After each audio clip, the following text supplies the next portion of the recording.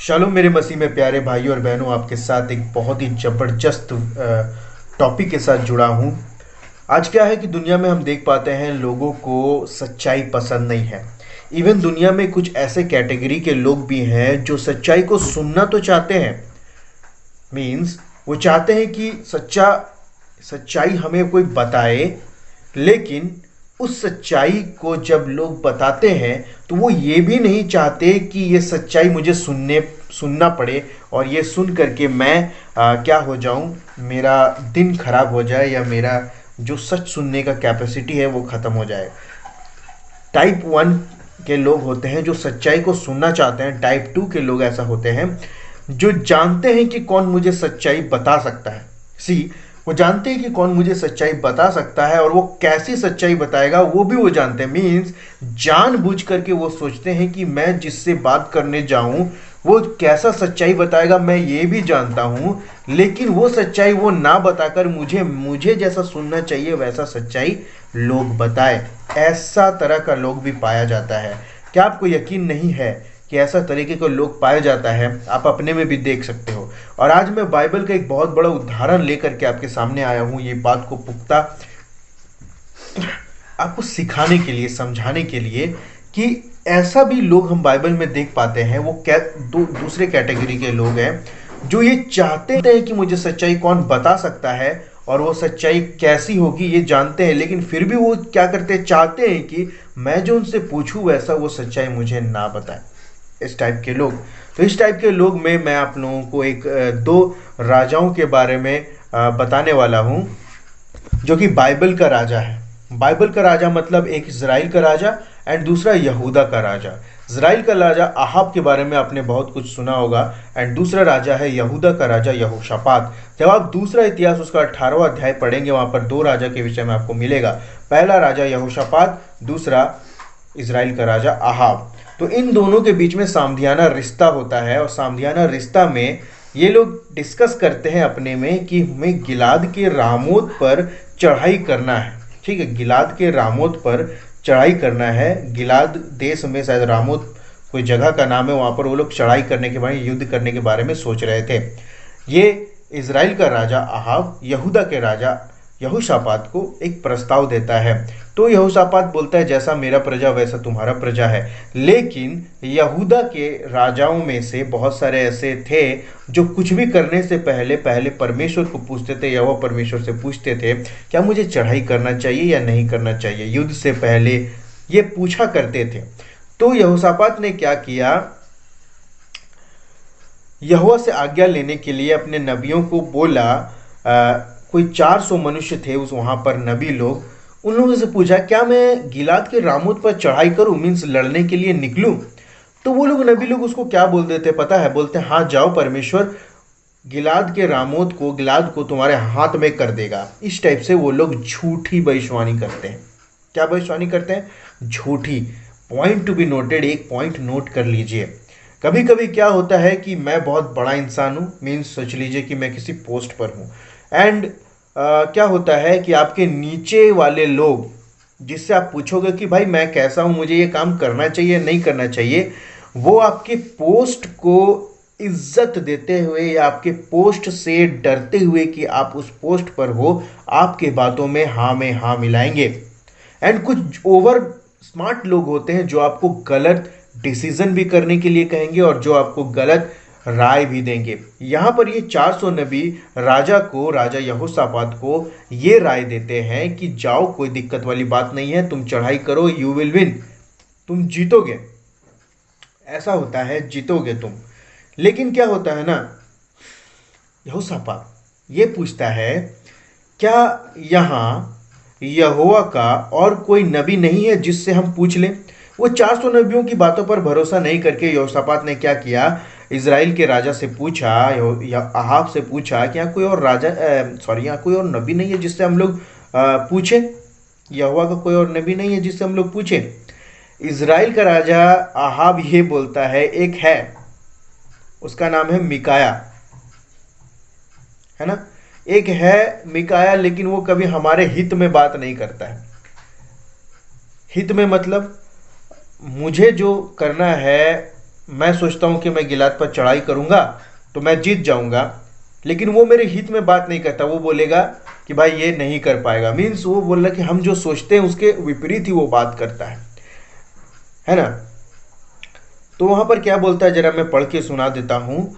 दूसरा इतिहास 18 का 7 पद में कहते हैं, इजराइल के राजा ने यहोशापात से कहा, हाँ एक पुरुष और है जिसके द्वारा हम यहोवा से पूछ सकते हैं, परंतु मैं उससे घृणा करता हूँ, क्योंकि वो मेरे विषय कभी कल्याण की नहीं सदा हानि ही की नबूवत करता है। वह यमला का पुत्र मिकाया है। यहोशापात ने कहा, राजा ऐसा ना कहे। तब इजराइल के राजा ने एक हाकिम को बुलवाकर कहा, यमला के पुत्र मिकाया को फुर्ती से लिया। अब क्या होता है कि मिकाया को बुलाया जाता है। यहाँ पर इजराइल का राजा अहाब बोलता है कि भाई वो कभी भी हमारे हित में बात करता ही नहीं है, तो उसे क्या फ़ायदा बुला करके। लेकिन बोलता है यहोशापात, नहीं ऐसा बात नहीं है, यू शुड कॉल हिम, उसको बुला करके तुमको लाना चाहिए, है ना।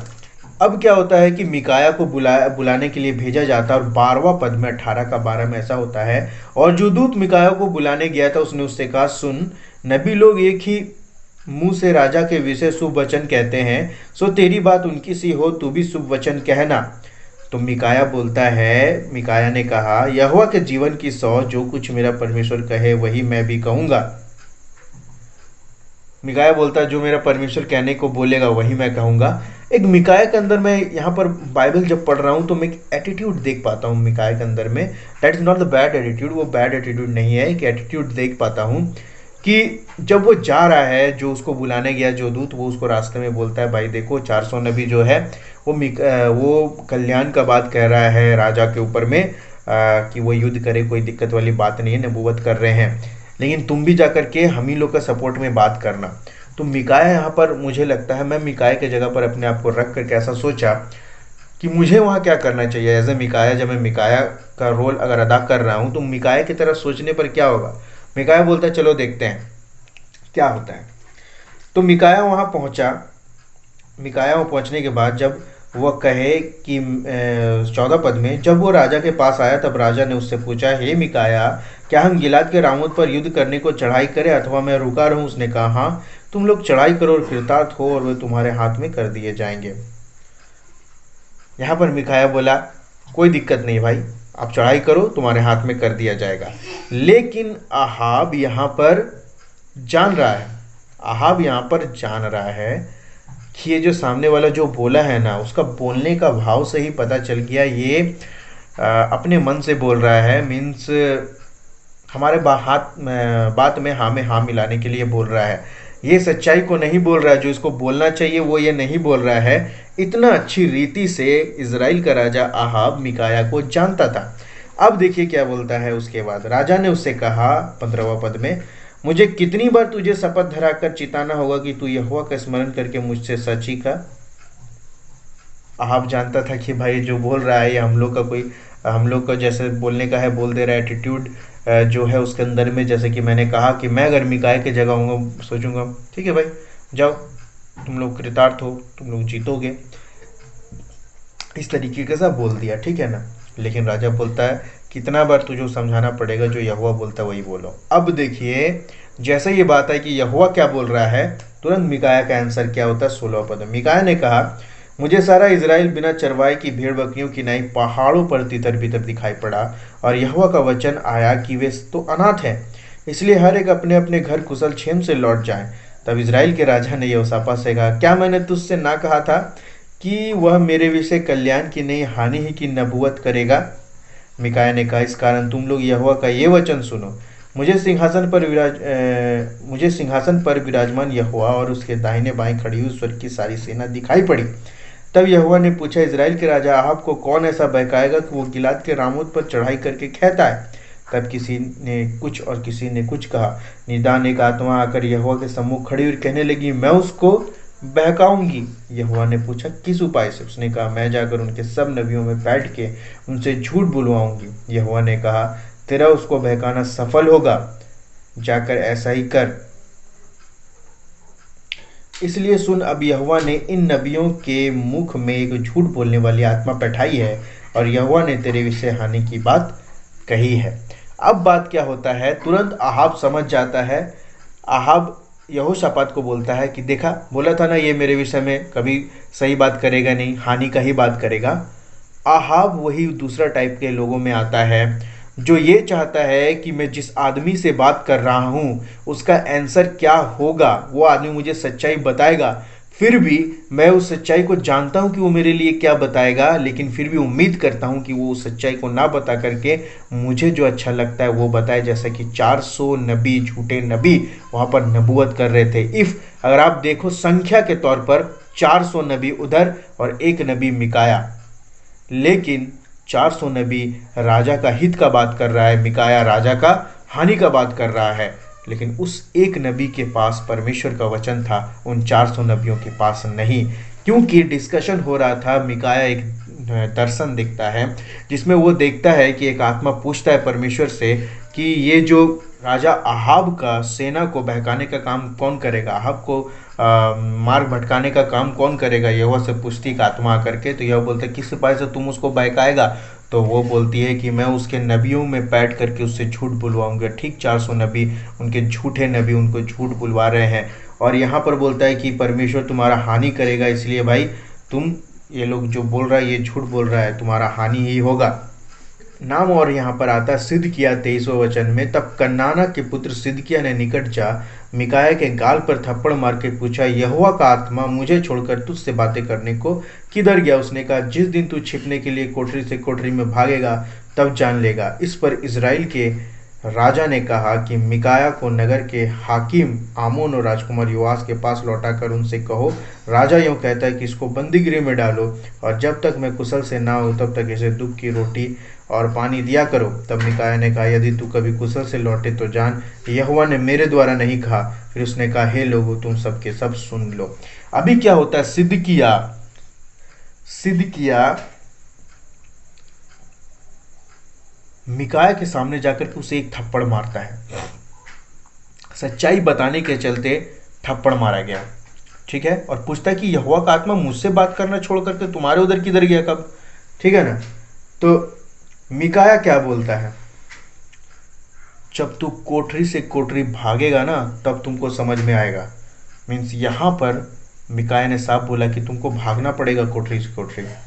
और क्या होता है, इज़राइल का राजा क्या बोलता है कि इसको बंदीगृह में डालो जब तक कि हम वापस ना आ जाए, इसको दुख का रोटी खिलाया करना।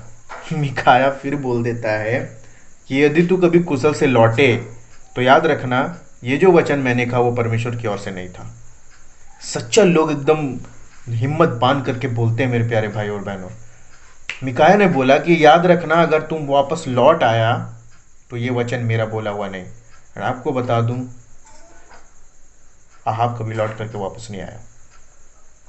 अहाब लौट करके वापस आया ही नहीं। यहाँ पर देख क्या लिखा हुआ है 34वां वचन में, जब 18 का 34 पढ़ेंगे, और उस दिन युद्ध बढ़ता गया और इज़राइल का राजा अपने रथ में अरामियों के सम्मुख सांझ तक खड़ा रहा, परंतु सूर्य अस्त होते होते वो मर गया। उसको तीर लगा था और सूर्य अस्त होते होते वो मर गया। यानी मिकाया जो कहा था वो यहोवा की ओर से कहा गया था। वो कोई झूठा आत्मा बैठ करके उनको झूठ नहीं बुलवा रहा था। मिकाया को मारा गया, पहले मारा फिर उसको बंदीगृह में डाल दिया गया सच्चाई बोलने के कारण, जो कि परमेश्वर का सच्चाई था। आज भी हम ऐसे ही लोगों को देख पाते हैं जो सच्चाई सुनना पसंद नहीं करते।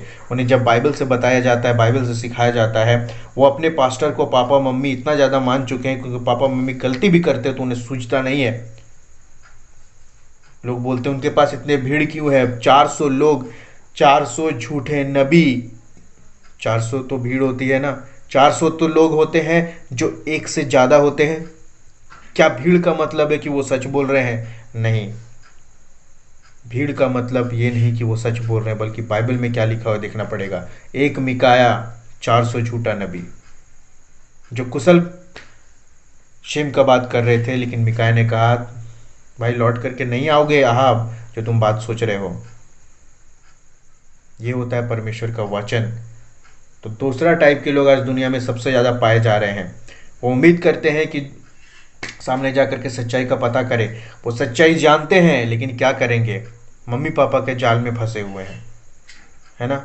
मम्मी पापा के जाल में फंसे हुए हैं, 10 साल से उनके यहाँ चर्च जाते हैं इसीलिए जाल में फंसे पड़े हैं।